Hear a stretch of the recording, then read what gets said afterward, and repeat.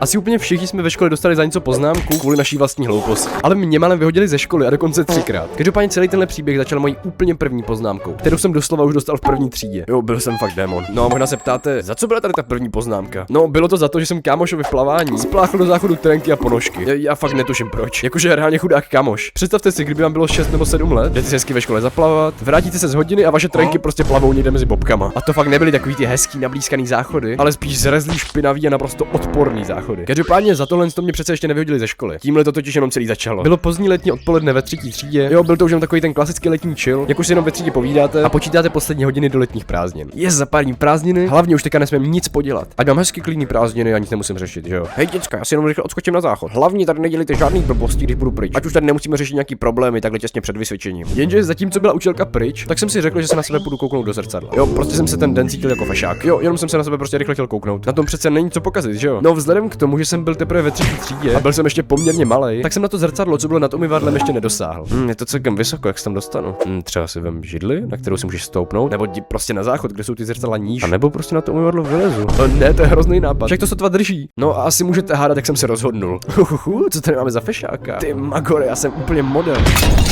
To si děláš prdel. Jo, to umyvadlo fakt sotva drželo. A jak jsem na něj vylezl, tak se jednoduše celý strhl. Rychle jsem to ještě nějak chtěl opravit a připevnit naspět, ale za prvý, jelikož to nejspíš bylo asi z nějakého porcelánu, tak celý to umyvadlo bylo na 2 fucking půlky a úplně rozmlácený. Jenže to ani zdaleka nebylo to nejhorší, protože přesně v ten moment, co jsem to strhl, tak přišla učitelka. A do ředitelny. Nutno zmínit, že tohle byla moje první návštěva ředitele. A už rovnou takhle špatná. No, jednoduše jsem dostal hroznou bídu a ředitel to hnedka zavolal mým rodičům, od kterých jsem mimochodem dostal ještě větší výprask, protože to umyvadlo logicky ještě někdo musel i zaplatit. A na celý letní prázdniny jsem měl zakázaný počítač. Takže jsem z toho vyvázl jako ještě poměrně dobře. Ale z těch dalších problémů, který si budou postupně stupňovat, už jsem tak dobře nevyvázl. Protože další příběh se odehrává někdy o 2 roky později, tedy asi v 5. třídě. Zrovna jsme si o přestávce hráli s kámošema na hoňko schovku, což v podstatě klasická schovávaná, ale když tě najdou, tak tě ještě musí chytit. A když jsem se právě takhle schovával pod jednou lavičkou na chodbě, tak jsem uviděl Richarda. Byl to takový ten klasický pořádný třídní macek. Takže bylo fakt hodně scary ho vidět, jak se sunul směrem ke mně. A mám tě, pojď sem!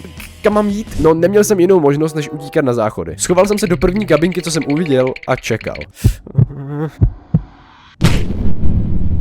Blejky, asi můžeš vylézt, končíme. Kámo, to si fakt jako myslíš, že ti tady na tohle skočím, jo? Mně úplně jasný, že hnedka co vylezu, tak mě přece chytíš, kámo, já nejsem tak blbej. Ne, tohle myslím fakt vážně, asi máme problém. Vylezl jsem z kabinky a v těch dveřích byla fucking díra, protože jak Richard běžel a já jsem rychle zavřel dveře, tak to ten macek nestihl ubrzdit a udělal do dveří díru. A v ten moment mě napadlo.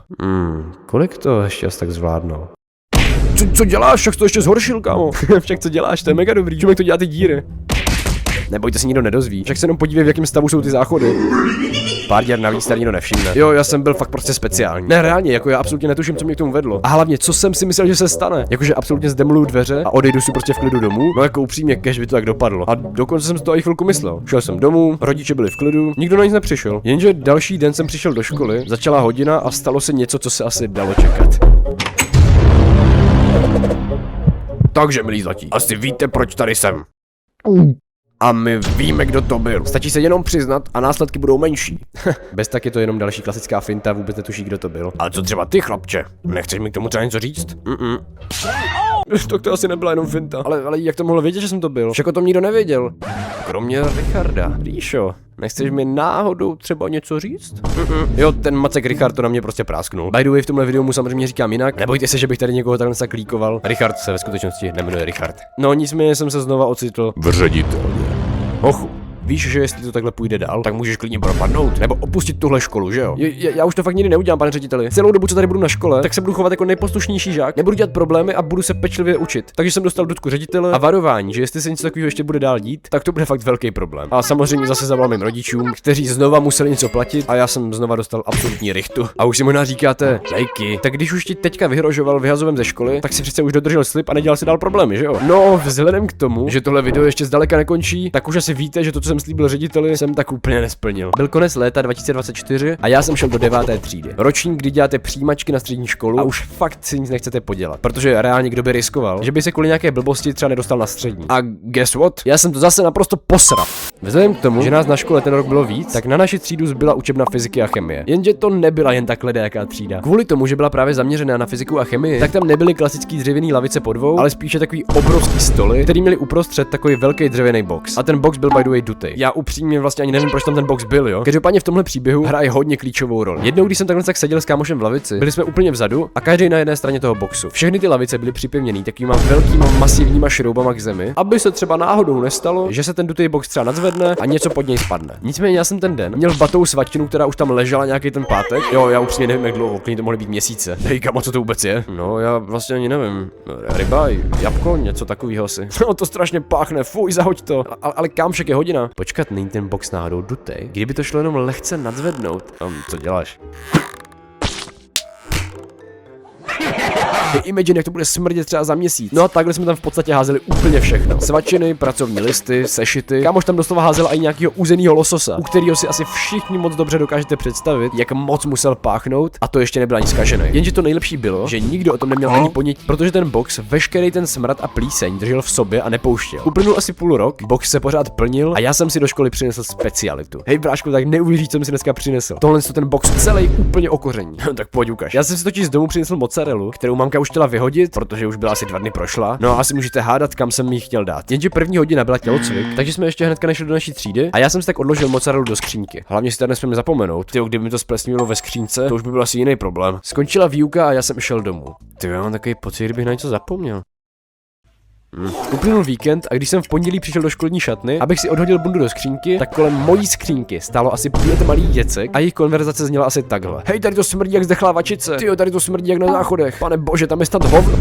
Mozzarella. Chvilku jsem počkal, než ta banda děcek odešla, abych mohl otevřít skřínku. Říkám vám na rovinu, takovej smrad jste ještě v životě nezažili, protože jak tam ta mozzarella byla přes víkend, tak se asi teplem nafoukla a praskla. Takže všechna ta voda a samotná mozzarella tekla úplně všude po mojí skřínce a neskutečně páchla, jakože úplně odporně.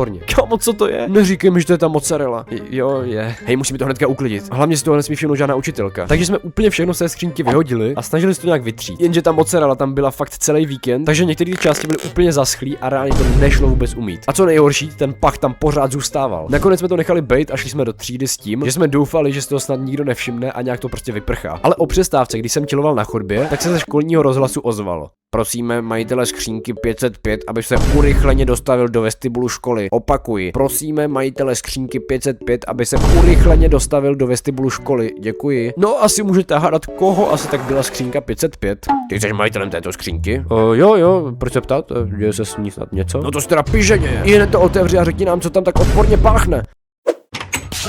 Hochu. Zbývají ti 2 měsíce do letních prázdnin. Přijali tě sice na školu, ale víš, že když neprojdeš tímto ročníkem, tak se na střední nepodíváš a budeš nucen opakovat ročník. Dávám ti poslední varování. Ještě jedna menší blbost a máš 2 schování. 2 schování. Přišel jsem do třídy a celou dobu mi v hlavě jenom běželo. Jestli se dozví o tom boxíku, tak na 100% propadnu. Co mám dělat? Já jsem tak kukt, kámo. Však to v životě z toho boxíku ani nemůžu dostat. Jako teďka už asi pozdě na toto uklízet. Ze začátku jsme o tom boxíku nikomu neříkali, ale postupem času se o tom začali dozvídat různí lidi ze třídy, protože tam taky chtěli házet věci. Já reálně do teďka nevím, proč jsme například nepoužívali koš, jako on tam byl v té třídě. Jenže jednou, když se Richardovi rozsypali chipsy, tak to viděla učitelka a hnedka ho donutila to uklidit. Hej kluci, nemůžu to hodit do boxíku. Jasně. Jenom dej bacha, ať toho učitelka nenačape. Fuha, to jsou klidně nějak rychle, ne? Kam si dal ten bordel? No, do koše.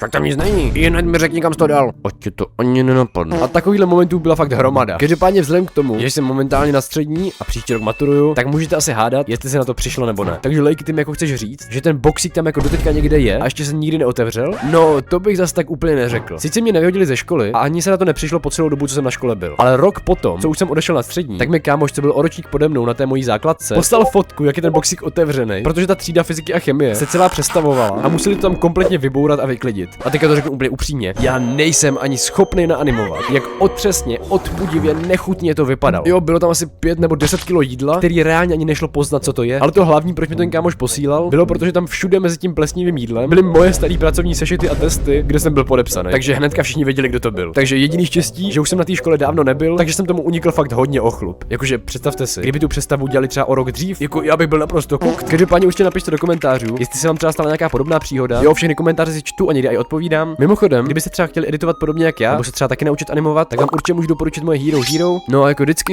mám vás rád, hoši. Čus.